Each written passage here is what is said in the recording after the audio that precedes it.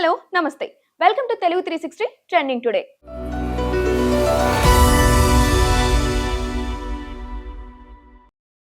ఏపీలో గూగుల్ లాంటి పెద్ద కంపెనీ భారీ పెట్టుబడులు పెట్టిందని, ఇది సీఎం చంద్రబాబు విజన్ అని ప్రధాని నరేంద్ర మోదీ అభినందించారు.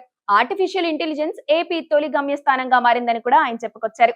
ఈ ఏఐ హబ్ లో AI infrastructure, data centre, energy storage, fibre optic నెట్వర్క్లు ఉంటాయని కూడా ఆయన తెలిపారు. విశాఖపట్నం ఏఐ కనెక్టివిటీ హబ్ ప్రపంచానికి సేవలు అందించనుందని ఆయన పేర్కొన్నారు. డ్రోన్ రంగంలో కర్నూలు దేశానికి గర్వకారణంగా మారిందని ప్రధాని నరేంద్ర మోదీ అన్నారు. రాయలసీమలోని ఓర్వకల్లు, కొప్పర్తి ఇండస్ట్రియల్ కారిడార్లతో ఉపాధి అవకాశాలు కూడా పెరిగాయని చెప్పుకొచ్చారు. గతంలో కాంగ్రెస్ హయాంలో విద్యుత్ స్తంభాలు కూడా సరిగ్గా ఉండేవి కాదని, ఇప్పుడు ప్రతి గ్రామానికి కరెంట్ సరఫరా ఉందని ఆయన తెలిపారు. దేశాన్ని ముందుకు నడిపించే శక్తి ఏపీకి ఉందని కర్నూలు సభలో మోదీ పేర్కొన్నారు.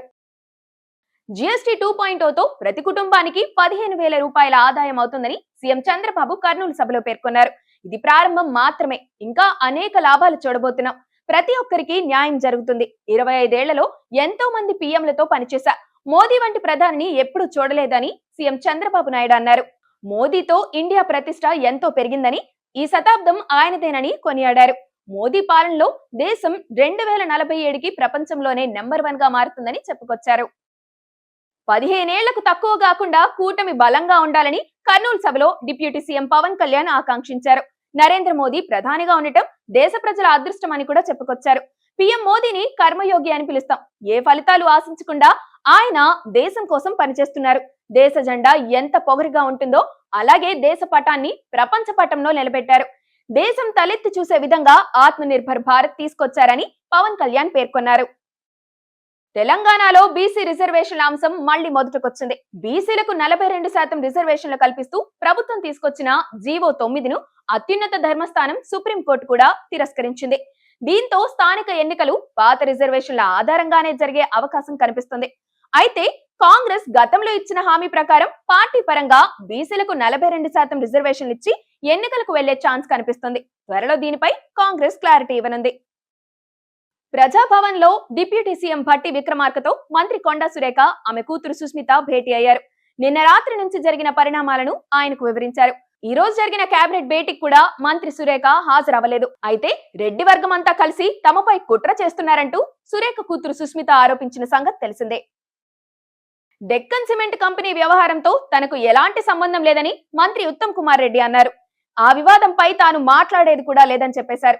నా ప్రమేయం లేదని కొండా సురేఖ కుమార్తె కూడా చెప్పారు కదా అని ముక్తిసరిగా స్పందించారు. కొన్ని రోజులుగా మంత్రి కొండా సురేఖకు ఇతర మంత్రులకు మధ్య వివాదం రేగడం తెలిసిందే. దానిపై కాంగ్రెస్ అధిష్టానం కూడా దృష్టి సారించింది. పార్టీ ఇన్ఛార్జ్ మీనాక్షి రంగంలోకి దిగారు. జూబ్లీహిల్స్ నియోజకవర్గంలో బోగస్ ఓట్లపై కేటీఆర్, మాగంటి సునీత దాఖలు చేసిన పిటిషన్లపై విచారణలో హైకోర్టు కీలక వ్యాఖ్యలు చేసింది. ఈ సమయంలో ఈసీకి ప్రత్యేక ఆదేశాలు ఇవ్వాల్సిన అవసరం లేదని స్పష్టం చేసింది. ఇప్పటికే ఎన్నికల సంఘం ఎలక్టోరల్స్ ను రివిజన్ చేస్తుందని, ఎలాంటి ఉత్తర్వులు ఇవ్వలేమని చెబుతూ విచారణను ముగించింది.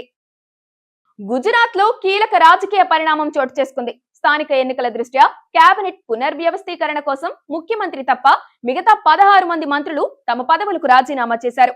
అయితే సీఎం భూపేంద్ర పటేల్ గవర్నర్ ను కలిశారు. రేపు ఉదయం 11:30కు కొత్త కేబినెట్ కొలువు తీరే ఛాన్స్ కనిపిస్తుంది. నూతన మంత్రివర్గంలో 10 మంది కొత్త వారికి అవకాశం దక్కనున్నట్లు కూడా సమాచారం.